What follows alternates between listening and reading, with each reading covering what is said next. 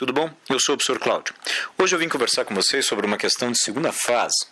Vamos lá, é muito comum nessas questões de segunda fase o aluno ficar meio preocupado com o grau de dificuldade. Então analisa aí comigo. Segue aí a questão que está na tua telinha aí. O manganês é o 12º elemento mais abundante em peso na crosta terrestre, sendo encontrado em vários estados de oxidação, como por exemplo 7 no permanganato de potássio aí. O íon permanganato, em meio diluído de ácido sulfúrico, reduz manganês 7 para manganês 2, segundo a equação que é dada ali. Bom, note então o seguinte detalhe que nós temos aí. Essa redução aí que acaba acontecendo em meio ácido promove a oxidação de outro elemento. Então vamos ter simplesmente o manganês.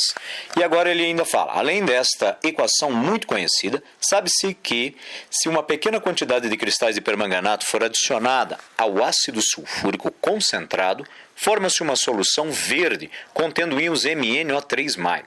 E daí tem uma equação, KMnO4 mais H2SO4, formando K+, o MnO3+, o HSO4- e o H3O+.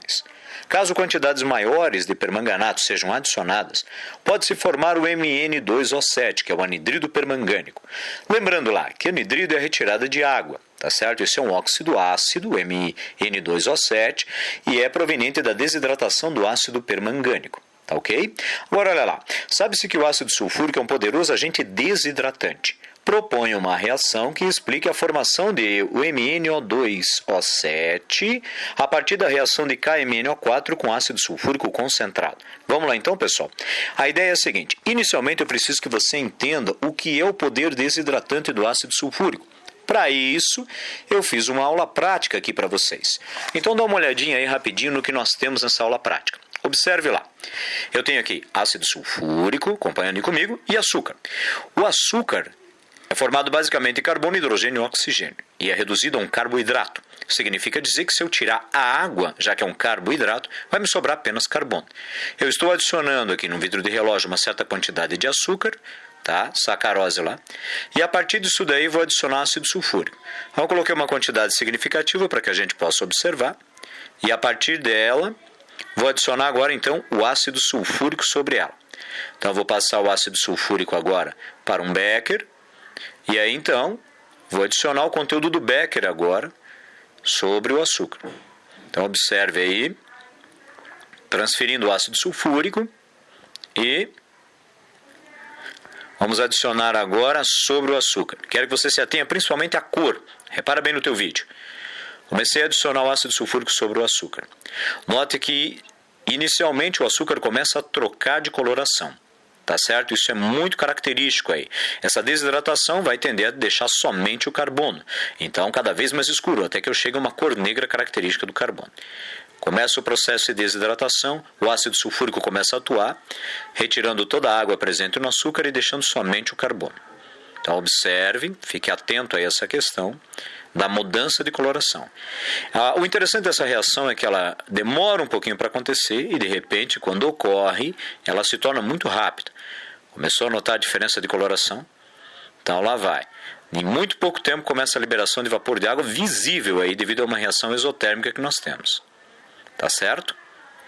E já começou. Olha lá o processo, então, de formação dessa carapaça negra aí ao redor do açúcar. Como consequência, a produção que você tem ali da retirada de água, já é possível observar o vapor. E repare o tamanho que vai ficando a estrutura de carbono que vai sendo formada. É como se fosse um bolo crescendo, só que esse bolo é só de carbono. Tá? Retirou toda a água, o ácido sulfúrico permanece na parte inferior desse bolo e vai crescendo, que é a desidratação do açúcar. Ok? A liberação completa aí disso daí, de água, desse sisteminha, mostra para mim que o ácido sulfúrico tem um grande poder desidratante. Resumindo, o ácido sulfúrico, quando é colocado em contato com alguma substância, ele tem grande facilidade em desidratá-la, que é a retirada de água. Tá? E o que efetivamente sobra disso aí? Essa estrutura negra é carbono puro, tá certo? Olha ela aí agora. Ok? Então, observe lá. Toda essa estrutura de carbono puro que nós temos aí, ó, tá? É rígida, com ácido sulfúrico na parte inferior. Como é exotérmico, tá? Libera uma certa quantidade de calor. E olha ali o detalhe interessante. Ó. Toda a parte estruturada ali. Ok? Agora observe o seguinte detalhe que nós temos aí. Ó. Bem característico. Uma estrutura muito rígida aí.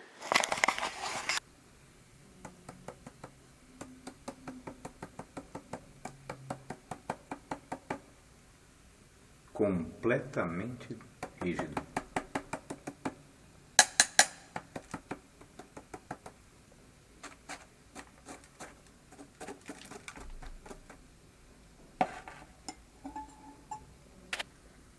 Você já conhece essa característica do ácido sulfúrico? Eu vou mostrar aquela reação que ele destacou ali. Então observe, a reação que ele fala é a respeito de permanganato. Permanganato é esse sal aí de cor púrpura. Você está vendo ele brilhando aí na tua tela? Então ele é um sal escuro de cor púrpura, muito forte e intenso, que quando dissolvido, por exemplo, em água, ele deixa a solução de coloração violeta. Um violeta muito bonito lá que se tenha. Tá? E o permanganato é muito utilizado porque ele é um forte agente oxidante. Então observe aí, está lá o permanganato, tá? Vou dissolvê-lo, uma parte dele em água ali, vamos pegar um pouquinho dele e vou dissolvê-lo em água. Tá lá. Uma vez dissolvido, note que você já consegue identificar a coloração violeta aí, ó, na solução. Tá? Essa solução de permanganato ela é muito utilizada em vários processos químicos lá, como uma reação de identificação. O descoramento dela, promovido pela redução do manganês, é muito utilizado lá em processos como, por exemplo, permanganometria. Tá, ok? Agora, note que a questão falou da segunda fase a respeito do perigo de colocar cristais de permanganato em contato direto com ácido sulfúrico. Vamos lá então ver o que ocorre? Vamos adicionar, eu tenho aí no meu vidro de relógio ácido sulfúrico, agora eu vou adicionar o permanganato em cristal direto nele.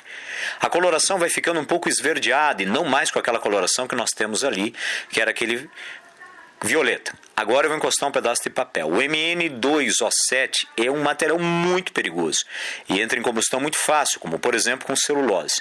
É só papel que está sendo encostado ali. Essa reação é bem interessante porque ela tende a ser um pouco lenta, de repente ela começa a ocorrer alguma reação até que começa o processo da reação aí que você está verificando. Feito? E aí começa todo o processo aí de queima. Então observe, o Mn2O7, volto a dizer, um anidrido muito perigoso, reage de maneira muito rápida, tá? Acabou incandescendo muito facilmente aí o papel, tá certo?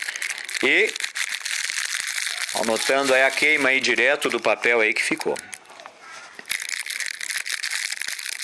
Esses pequenos estralos que dão, é de liberação de uma certa quantidade de gás ali que se tem no meio, a reação é muito exotérmica.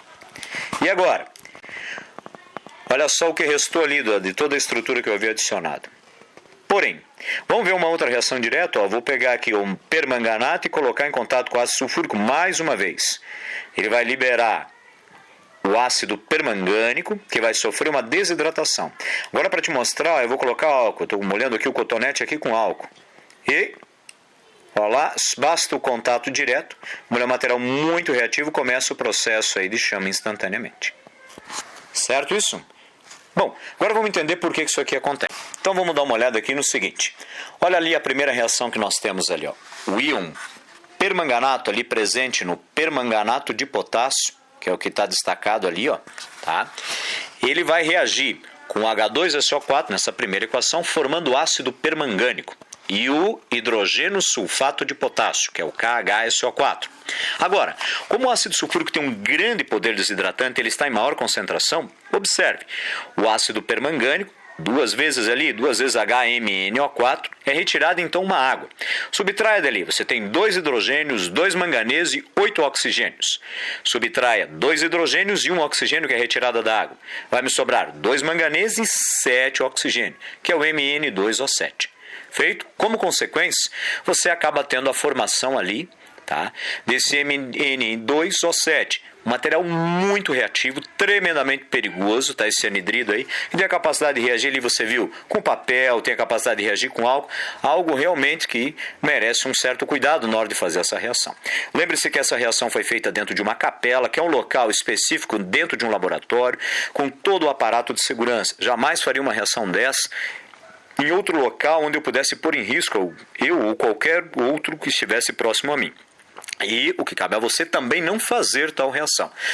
Fiz para mostrar para você as características dessa reação e para que a gente pudesse resolver. Tá? Então, notou bem as duas equações?